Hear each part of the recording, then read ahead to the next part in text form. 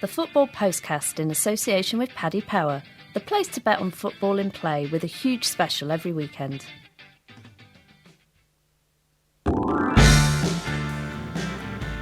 Hello there, welcome along to the Racing Post Football Postcast. I'm Dave Clark of the Racing Post, joined by colleagues Henry Hardwick, Mark Langdon, and on the line, Adrian Croak from Paddy Power. Adrian, must be a tough time for you bookies out there, all these jollies going in. Yeah, that's to say the least, really. Newcastle kind of saved their bacon on Boxing Day, but it's still not improved since then, really, has it? It's been a tough time for the bookmakers. We won't shed a tear though. Right, we'll fly straight in. We're going to do some questions, 6 questions, 2 each, and then you can choose the one you didn't get asked to answer afterwards. I'll start with you, Henry. New Year's Eve is upon us. Which Premier League managers do you think will be first and last to bed? Last to bed, well, it's just Sam Allardyce has just made his return. So, given some of the videos that are doing around on Twitter, there you have to fancy him last to bed. First to bed, I mean, Wenger's getting pretty old these days. I shouldn't imagine he'll be staying up too late. Yeah, he'll be tucked up early, I would have thought. Mark Langdon, harsh or fair for Bob Bradley to get the bullet at Swansea? I think it's slightly harsh because you'd normally expect a manager to have some kind of transfer window to at least bring in some of the players he would like to, and that's really hard games. I mean, I know they've been conceding a lot of goals, but you look at some that they went to Spurs, didn't they? Went to Arsenal among their fixtures there. I always think that you can't really tell anything. What was it? 11 matches he was given. Although, I mean, he did seem out of his depth. I'm not sure that the problem lies solely with Bob Bradley. I think there's a lot more wrong at Swansea. I think they would have gone down with Bob Bradley, but I think they'll probably go down with whoever else replaces him. Not many teams have 3 managers in a season. Can't bode well, can it? No. I mean, it can't. I mean, there's one school of thought. One is that the people that have appointed Bob Bradley, should they be in charge of appointing the next manager if they've got it completely wrong? I tend to think differently to that. I mean, because I think it's quite a brave person to say we've made a mistake. It's not necessarily a bad thing to admit you've made a mistake if it can save you. So I don't necessarily think sacking a manager after like 5, 6, 10 games or whatever is always the wrong thing to do. I just think that Bob Bradley probably deserved a little bit more time to implement these ideas because he didn't have the stigma of a US coach as well. Yeah, I mean, I find that absolutely ridiculous because he refers to it as a PK rather than a penalty kick. So what? I mean, 95% of the Premier League managers talk complete nonsense. So what does it matter if you do it in English or American English or Spanish? So I Spot mean, on. Anyone that takes the mick out of him for that is just stupid. Adrian, we'll fire one over to you. The superhuman Zlatan, can he keep scoring forever, and where does the value now lie in the top goal scorer market? He's been absolutely banging them in, really. He's 35 now, 36. He's getting on, yeah. He's still doing it. He's definitely going to stay going this year, by the looks of it. He's main man there. There's no Martial is even rumoured with going away, so he deserves to be where he is in the market. He hasn't signed on for another year. I think he likes Mourinho. He'll probably stay on for another year, but after that, he's got to be thinking towards retirement, doesn't he? For the value in the top goal scorer market, Costa, I think you've kind of slowly started to drain that price that was into him at the start, where you're expecting a 3 or 4 game ban each year from him. I still think it could come, so he might be a little short. I mean, he's been a bit well behaved, but he's got priors.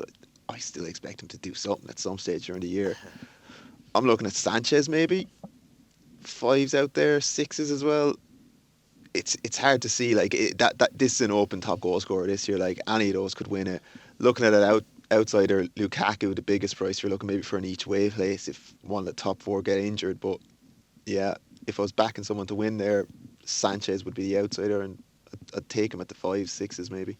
Henry, should Harry the Hornet have been booked for his blatant dive, and what did you make of all the shenanigans afterwards? Sam Allardyce called him for the FA to look into it. Yeah, I did see that, which is quite ironic given Sam Allardyce's recent exploits with the FA. I mean, it's absolute nonsense. I mean, football nowadays is getting a bit silly, but this took it to a new level, really. I mean, the mascot's just having a little bit of fun at the touchline, and people want him banned, and the geezer sacks and all that. It's just absolutely crazy. I mean, There's got to be more important things to worry about, haven't there? I've always had a theory that Dan Childs, who works for the Racing Post Desk, he is Harry Harry the the Hornet. Hornet, He gets so involved with Watford are playing. Never been seen in the same room. They haven't. That is true. Yeah. That is true. Yeah. Adrian, one for you again. How big a miss will Jordan Pickford be between the sticks for Sunderland? 3 months he's rumoured to be out for. Absolutely huge, I reckon. I mean, you need a good goalkeeper down on that part of the table, and he's kept him in a lot of games. Well, he's done his best to keep him in a lot of games this season. The rest of the team has kind of failed around him. I even, like, when I was looking at the prices early in the week, I thought Burnley were a little short, but now with Pickford out, Vito Minoni isn't exactly a top quality replacement. Big trouble ahead. Trouble ahead big trouble for the there, Black Cats. Mark, one for you quickly. Give us a player or a team to keep an eye on in 2017. I'm going to go for Naby Keita of Red Bull Leipzig, or RB Leipzig. He's N'Golo Kante type, energetic midfielder. Been absolutely standout in the Bundesliga this season. Made a mistake, actually. First one of the season against Bayern Munich. In that game, they lost the other week. But he's definitely going to end up at a bigger club. He's exactly, what managers are looking for in midfielders these days, in that he can go and press the ball and he can do it all day. Henry, what question would you like that you didn't get asked? I'll take that one. Mark's just answered. I've mentioned a few times before when I've been on here. Isaac's success at Watford. If one for a reason or another, he just hasn't had a run of games this season through injury, and he hasn't sort of been given the games by Zari, the manager. But he really is a good player. I mean, he's capable of beating any defenders in the league, and he really is exciting. For a team, Watford are quite sort of dire at times.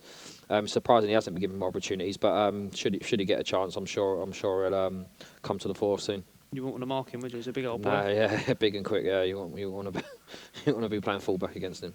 Adrian, for you, any question out there you'd like to answer? Probably the Swansea one.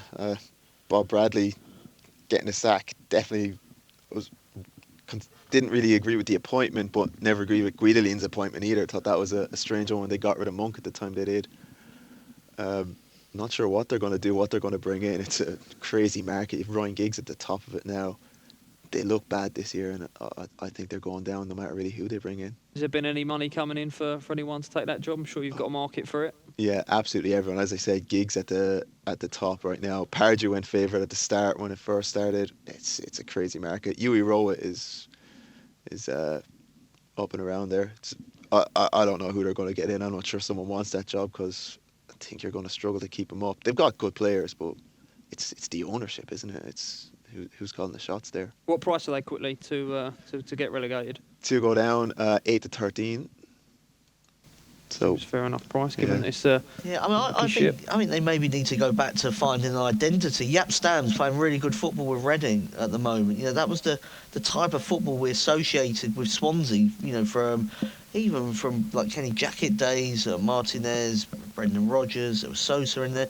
They all had kind of that they wanted to play football almost the same way. They had a succession of managers that did that, and that worked well for them. So I don't know if they maybe need to refine themselves from that point of view. I'll take the Sunderland question, Dave.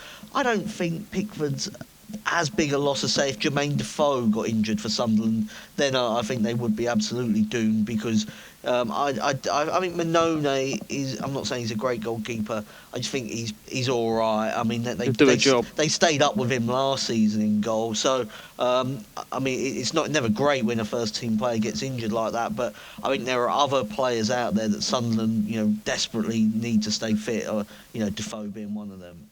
Right, okay, let's crack on. We've got 4 live games to get stuck into. We'll start with you, Adrian. Friday night game. Hull at home to Everton. Hull were failed to score in 5 of their last 7 Premier League games. Give us a show. Yeah, so Hull 100 to 30 at the minute. The draw is 9 to 4, and Everton is shade of odds on at 19 to 20. Looks about right. I'd fancy Everton there, really. Hull haven't been great. Everton haven't been great either, but they turned it on against Leicester there the weekend, and definitely a better squad. Mark Langdon on the Racing Post. What do we think? Yeah, I couldn't back Everton at odds on. I'm on hold to finish bottom. I think they are the worst team in the Premier League, but even the worst teams pick up points sometimes. And I actually thought they played quite well against Man City until the first goal went in. A really stupid mistake from Robertson, who doesn't make that many, that gave away the penalty. A couple of minutes before that, Sanya cleared one off the line. That was the fine margins between maybe leading that game and going in 1-0 down, and eventually City ran away with it. But even against West Ham, they've hit the woodwork 3 times, competed really well. They were desperate against West Ham. Yeah, I mean, a dodgy penalty really that did for them on that occasion. If they put in a similar spirited performance, then maybe I'm going to go for the draw hole double chance. I mean, Everton have only won 3 of their last 13 matches in the Premier League, and that one against Leicester. I mean, Leicester are missing Fuchs, Hoof and Vardy, so not sure Leicester were anywhere near their best, and Leicester could just be a really bad team this year. So I wouldn't back Everton at odds on, so I'm going to allow them. Adrian, what price the double chance there that Mark fancies? 5 to 6 for Hull in the draw there. 5 to 6, and Henry for you? Yeah, along the same lines of Mark there, really. Everton are not a side that I'd want to be backing at sort of short prices. I think they're much better suited to playing bigger sides on the counter-attack. Certainly this season, they've lost to Everton, they've lost to Bournemouth, they've lost to Burnley. They only drew with Palace and Swansea, all sides which they can't hit on a break. I think James McCarthy and Yannick Bolasie's absences are still big blows for Everton. So I'll go for maybe most goals in the second half in this game. Hull have only conceded 1 first-half goal in the last 6 games. As Mark said, they competed well for a long time against City, and West Ham were quite fortunate to beat them as well. So yeah, that'd be my angle into the game. Not a lot of love for Everton. Right, we'll head off for a quick break and then we'll tackle the cracker that is Liverpool-Man City. Here's Paddy's latest offer. It's 2 up, you win. For all Premier League and La Liga matches, we'll pay out immediately if the team you back goes 2 goals up. Not available in shops. T&C supply. 18+. Gambleware.co.uk. Welcome back to the Racing Post football postcast. Just the one Saturday game to get stuck into, but what a game it is, Mark Langdon. Liverpool hosting Man City. Liverpool undefeated in their last 16 home matches. Do we think that might change on Saturday? Oh, I think this is a really tough one to call. I'm expecting goals and lots of them. Liverpool average, their matches are averaging 4 goals per game. City's away 3.67. Excuse me. I'm struggling to pick a winner for this game. I'm going to go for goals and a draw. So maybe something like a 2-2 correct score draw. I just think both teams are blessed going forward, not necessarily defensively. So, Aguero's back for City. Firmino's a quality player for Liverpool. Lots of quality, both teams going forward. Just goals, goals, goals. One of those people out there, Simon, with the tough task of pricing this game up. Adrian Croak on the line from Paddy Power. How did Paddy Power end up pricing this game up, Adrian? So we went with Liverpool 11 to 8, the draw 5 to 2, and Man City 2 to 1. What do we think about the 11 to 8 on Liverpool? Maybe a little bit skinny.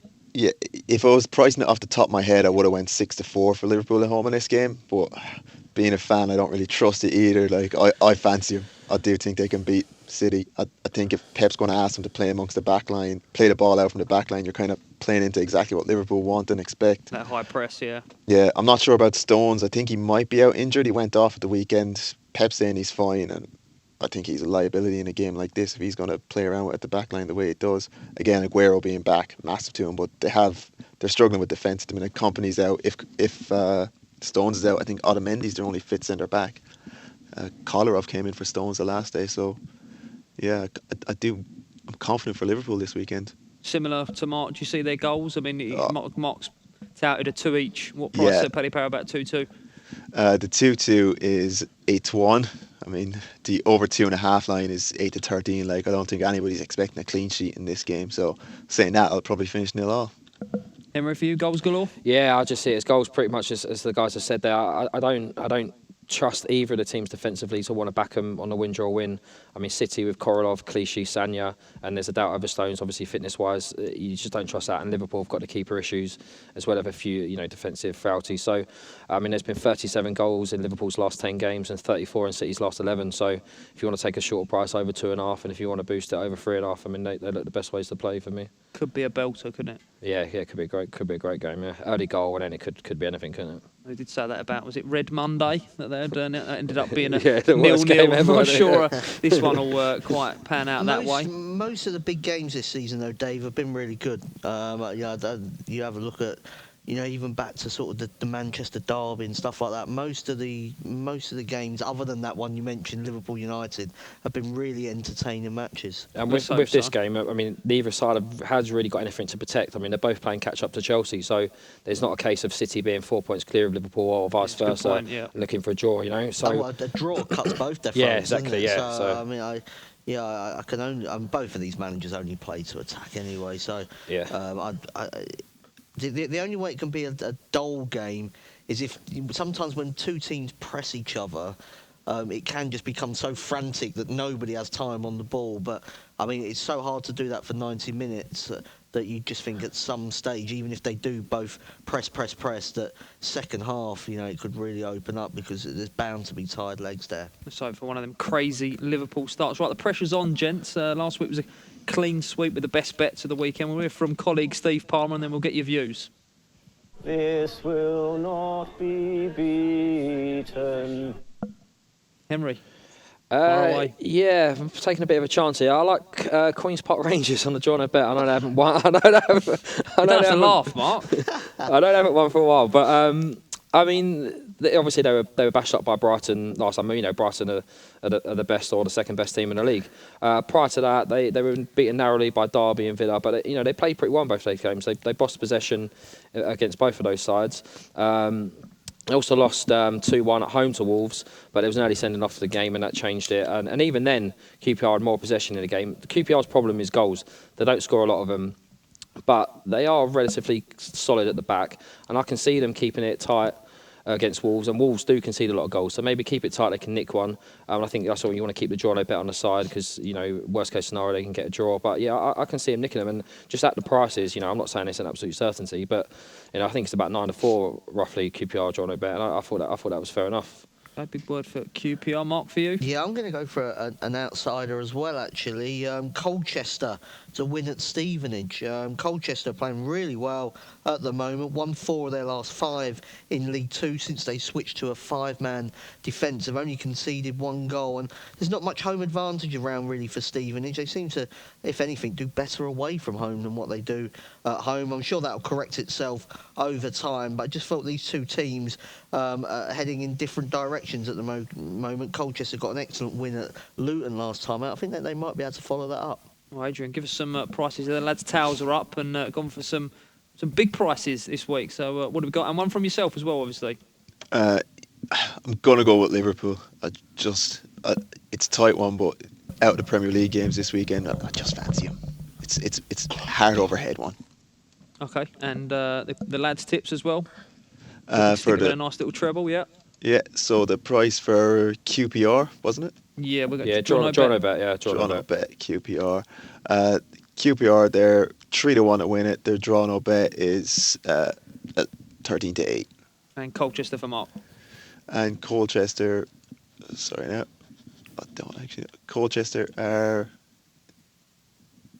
I think they're around about the 2-1 mark, I think. I think you're right. Colchester at the weekend, 7-4. Well, they've been backed in. The money's already coming for them. The Langdon Millions is on. Right, we'll head for another quick break and then we'll tackle the 2 games on New Year's Day. Here's Paddy's latest offer. It's 2 up, you win. For all Premier League and La Liga matches, we'll pay out immediately if the team you back goes 2 goals up. Not available in shops. T&C supply. 18+. Gambleware.co.uk. Welcome back to the Racing Post Football Postcard. I'm sure there'll be plenty of sore heads on January the 1st, Sunday. And two decent games, Watford Spurs, Arsenal Palace. We'll tackle the Watford game with Harry the Hornet, I'm sure, on show once again. I'm not sure he'll be quite in the headlines as he was last week. But Adrian, you got a show for us there? Yeah, so Watford are 9-2, the draw is 13-5, and Tottenham are 7-10. And Spurs, prior to their win at Southampton, had failed to win their last 5 away matches. You see them getting a result at Watford? Yeah, they looked pretty good last night, barring Harry Kane's penalty. The rest of it looked quite good. Went behind early on to it, but from a set piece, yeah, I can. I like Watford, but yeah, you've got to fancy Spurs really. Henry, for you, Isaac, Right, success might be lining up for Watford. Yeah. I mean, the way Spurs have been going. If Harry the Hornet goes down in this game, they'll probably get a penalty out of it somehow. But yeah, I found it really hard to find a bet. I think Spurs are probably a bit short. So I'd go for under 2.5 goals. Walton-Zari's probably under a little bit of pressure at Watford now. I mean, they only got a draw against Palace and they were beaten by Sunderland before that. And the lineup he picked for Palace was quite uninspiring. I mean, there was only one up front. Troy Deeney was on the bench. He come on to get the penalty to get the equaliser, but it was a pretty uninspiring lineup that he put out that day. So he is under pressure to get a bit of a result, and they have got attacking players to cause Spurs problems. But I think because of that pressure, he's going to look to try and keep it tight. And maybe it might take Spurs a while to break them down. If they can keep it 0-0 half time, I think under 2.5 goals would be the way to go. But like I said, I thought it was quite a difficult match to find a bet in, to be honest. Yeah, they have set up quite negative a few times this season. Mark, Watford, do you think they'll do the same? I'm not so sure. I was looking at both teams to score. I mean, for all that Watford, maybe don't play the best football, they're one of the worst teams I've seen this season for a lot of it. They seem to pick up points in sort of the matches that are not on TV, because when they're on TV, they're not the best. But, I mean, they've scored in 8 of their 9 at home, and you consider that was against Arsenal, Manchester United and Chelsea they've scored against. Their only clean sheet, though, came against Hull. So I was looking at both teams to score. From Tottenham's point of view, they've got a massive game against Chelsea coming up on Wednesday. I wonder if Pochettino might try and cheat a little bit in terms of team selection and hold something back. Already got Kyle Walker and Jan Vertonghen suspended, so that's 2 of the back 4.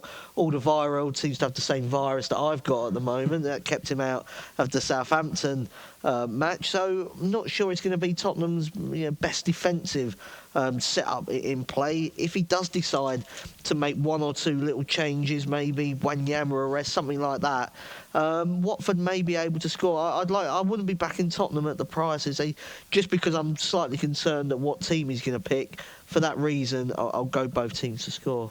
Both teams to score, Adrian. What show with Paddy Power? Both teams to score for Watford Tottenham is 8-13. Or sorry, no, they're 8-11. 8-11. Could be a few holes in that Spurs back 4. And neighbours Arsenal are entertaining Palace. You've got a show there as well, Adrian, for us, please?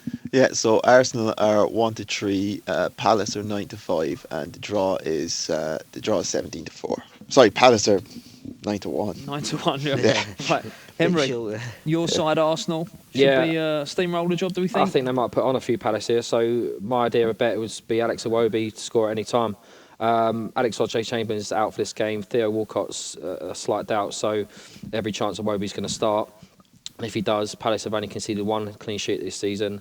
I mean, Arsenal have got so many players to cause them problems, and Palace's back 4 of Joel Ward, Damien Delaney, Scott Dann, Martin Kelly just looks, an ideal defence for Arsenal to with their mobility and their pace to cause them so many problems. And Iwobi scored against Basel in the Champions League. He scored at home against Stoke. He gets into forward areas. He gets himself on. He probably should have scored quite a few more goals this season.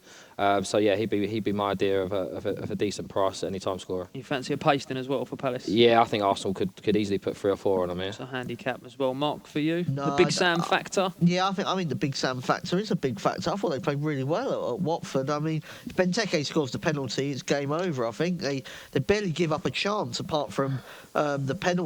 And Allardyce previously, particularly when he was at Bolton, he used to like ruffling Arsene Wenger's feathers, didn't he? He put it. I don't know if I'm brave enough to go double chance, but maybe Palace plus 1.5 on the handicap. Arsenal to win by 1 goal. Maybe could be better ways into this one. Arsenal struggled, laboured, if you like, against Bournemouth, against Stoke, against West Brom, against Swansea. They drew with Middlesbrough. I don't think we've seen them really. But against Burnley away from home, took a handball goal in injury time to win it. I just don't think we're seeing Arsenal, destroying teams at the moment. This is a hectic time for everybody. The one thing that would concern me is Palace have got some sort of more winnable games coming up. And whether Allardyce thinks, we might be better off, not putting him, and then concentrate on, the likes of Swansea. So I would wait for the team news. But if he picks his best players, I think they can give Arsenal a game, but my biggest concern is that Allardyce does decide to duck it and concentrate on winning maybe some easier games coming up. But just sort of evaluating the game, without knowing that, I'm tending to go towards a narrow home win. Different opinions, Adrian, in the studio here. I'll let you have the deciding vote, and also you got a few of them handicap lines with Paddy Power. Yeah, so Crystal Palace +1 are 12-5, and +2 they're 4-5. I'm kind of on the agreement of the Sam Allardyce as being a pretty big factor. I imagine Arsene Wenger was pretty unhappy when he saw he wasn't playing Pardew's Palace. Then I think they would have absolutely just went through them for fun. But they've struggled a few times, Arsenal, this year. They usually do against teams that kind of sit back and let them play onto them. I just fancy the way Sam Allardyce sets up against the Arsenal team. Not enough to back him outright to win, but maybe to hold him off and maybe take a draw price here or something like. Maybe to draw 4-1 if you're looking for a big winner. We need something here we need a favourite to get bet at some stage. So somewhere along the line. My hope is it's Arsenal. Yeah, all right. Busy time. The Premier League obviously rolls into next week as well. Henry, anything catch the eye on the coupon? Yes, the same thing. I like Arsenal at Bournemouth. Just a bit of a shade of odds on there. I mean, obviously the big one there is Jack Wilshere can't play for Bournemouth. And he has been pretty good since he made his loan move there. He keeps them ticking midfield, and I think that'd be probably quite a big loss from Bournemouth. Play a style of football that should suit Arsenal against them. So that'd be my idea of the best bet on the following week's action. Mark, anything catch your eye next week? Yeah, there's a couple. I thought Manchester United might have been even a bit shorter to win away at West Ham. Slightly interested to see if Ibrahimovic plays on Saturday and then on Monday. So, again, hold fire there. I think he's probably more likely to be rested on Saturday against Middlesbrough, maybe. But also thought on Wednesday, I was very surprised. I mean, Tottenham are outsiders at White Hart Lane. They've only lost one of their last 17 in the Premier League at home. They've got Chelsea. I know it's a difficult game, but I'm struggling to make Chelsea favourites to win that, even though they're on this brilliant run. Tottenham very strong at home. Wouldn't be surprised if they got something out of that. So maybe Tottenham draw no bet. Okay, Adrian, anything catch the eye for you there? And got a price for what was it, Bournemouth and Arsenal to beat Bournemouth and Spurs? Yeah. Arsenal to beat Bournemouth 3-4, and I'm with the Tottenham Chelsea one as well. I think Chelsea are too short to win this. 13-10 away to Spurs. Tottenham 19-10. It is a derby game and all, but that seems a big price. Yeah, Tottenham 19-10 at home. I'd be fancying that. They're 5-4 in the draw no bet. It's definitely worth a flutter there, I think. Yeah, I mean, if you have a look at Spurs, I mean, they've beaten City at home. They've drawn with Liverpool. So I mean, the big teams have struggled there. So I was very surprised actually at that price.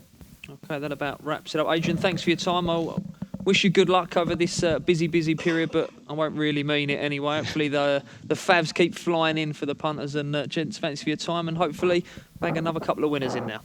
Cheers. Happy New Year.